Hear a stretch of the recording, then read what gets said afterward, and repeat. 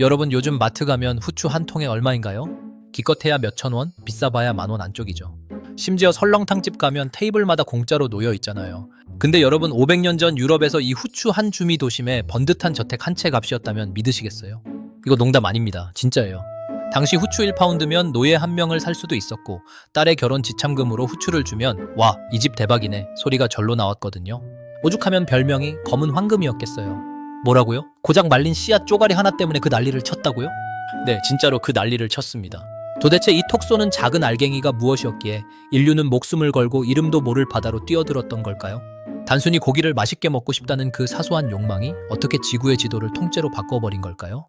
지금부터 인류의 혓바닥이 빚어낸 가장 매콤하고도 지독한 기술과 탐험의 역사 속으로 들어가 보시죠. 자, 그럼 500년 전 유럽으로 한번 가볼까요? 솔직히 말해서 당시 유럽의 식탁은요, 한마디로 고역이었습니다. 냉장고? 당연히 없죠. 아이스박스? 꿈도 못 꿉니다.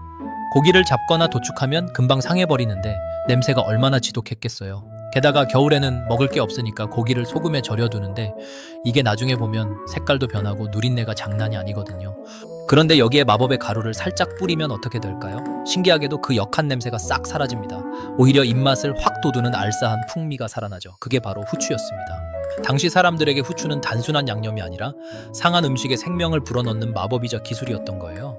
근데 여기서 진짜 문제는요, 이 귀한 후추가 어디서 오는지 아무도 몰랐다는 겁니다. 유럽 사람들은 그저 아랍 상인들이 가져다 주는 걸 비싼 값에 사 먹을 뿐이었죠. 아랍 상인들이 얼마나 영악했냐면요, 후추 산지를 비밀로 하려고 말도 안 되는 괴담을 퍼뜨렸습니다. 후추는 거대한 독수리가 지키는 절벽에서 자란다. 불을 뿜는 용이 후추나무를 감싸고 있어서 목숨 걸고 가져와야 한다. 이런 뻔한 거짓말을 하는데 유럽인들은 그걸 곧이곧대로 믿었어요. 모르니까요. 가본 적이 없으니까요. 결국 베네치아 상인과 이슬람 세력이 중간에서 통행세를 엄청나게 붙였고 후추 가격은 인도 현지 가격보다 수백 배, 수천 배로 뛰었습니다. 말 그대로 부르는 게 갑이었죠. 이 상황을 지켜보던 포르투갈과 스페인이 드디어 폭발합니다. 아니, 우리가 직접 가면 되잖아. 굳이 저 사람들한테 돈 다 줄 필요 있어? 이게 바로 그 유명한 대항해 시대의 시작입니다. 거창하게 지리상의 발견이라고 부르지만 속을 들여다보면 사실 후추 직접 가서 싸게 떠자라는 아주 현실적인 욕망에서 출발한 거죠. 근데 이게 말이 쉽지, 당시 바다는 지옥이나 다름없었습니다. 당시 항해 기술로는 아프리카 끝이 어디인지도 몰랐고 사람들은 배 타고 멀리 나가면 바다 끝 절벽에서 떨어져 죽는다고 믿었거든요. 실제로 한번 배를 띄우면요, 돌아올 확률이 반도 안 됐습니다. 좁은 배 안에서 비타민 부족으로 잇몸이 썩어가는 괴혈병에 걸려 죽고 풍랑을 만나서 수몰되고 해적한테 털리는 게 일상이었죠. 하지만 인류가 어떤 존재입니까? 결핍이 있으면 기술로 뚫어버리잖아요. 여기서 인류의 집요한 집념이 발동합니다. 일단 배를 바꿨어요. 기존의 무거운 배 대신 카라벨이라는 가볍고 빠른 배를 만들었습니다.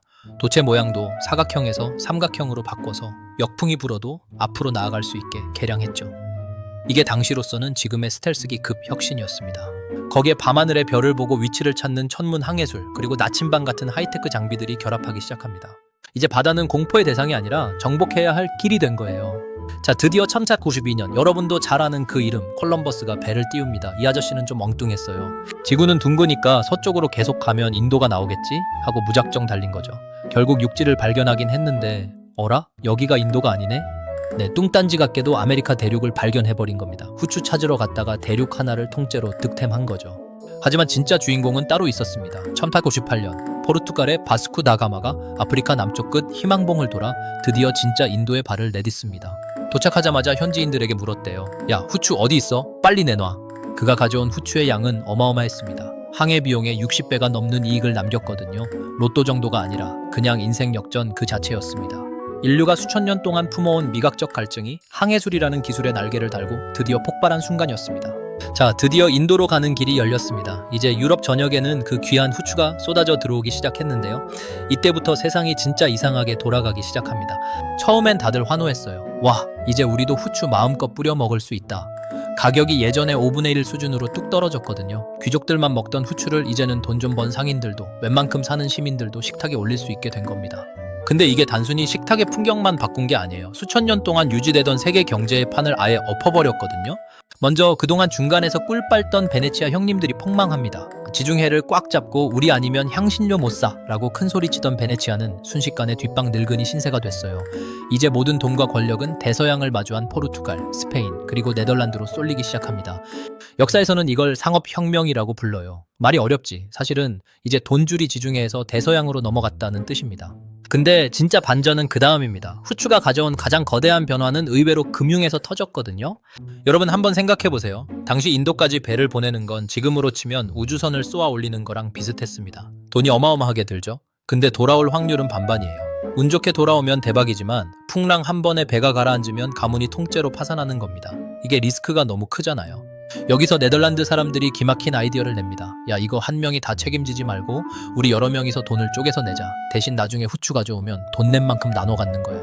이게 뭐냐고요? 네, 바로 우리가 지금 눈물 흘리며 하는 주식의 시작입니다.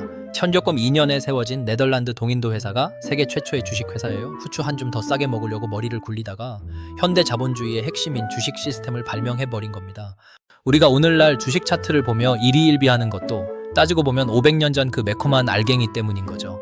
기술적 여파도 대단했습니다. 향신료 무역은 인류 역사상 최초의 글로벌 공급망을 만들었어요. 인도네시아에서 후추를 따고 인도를 거쳐 아프리카를 돌아 유럽으로 배달되는 이 수만 킬로미터의 경로가 하나로 연결된 겁니다.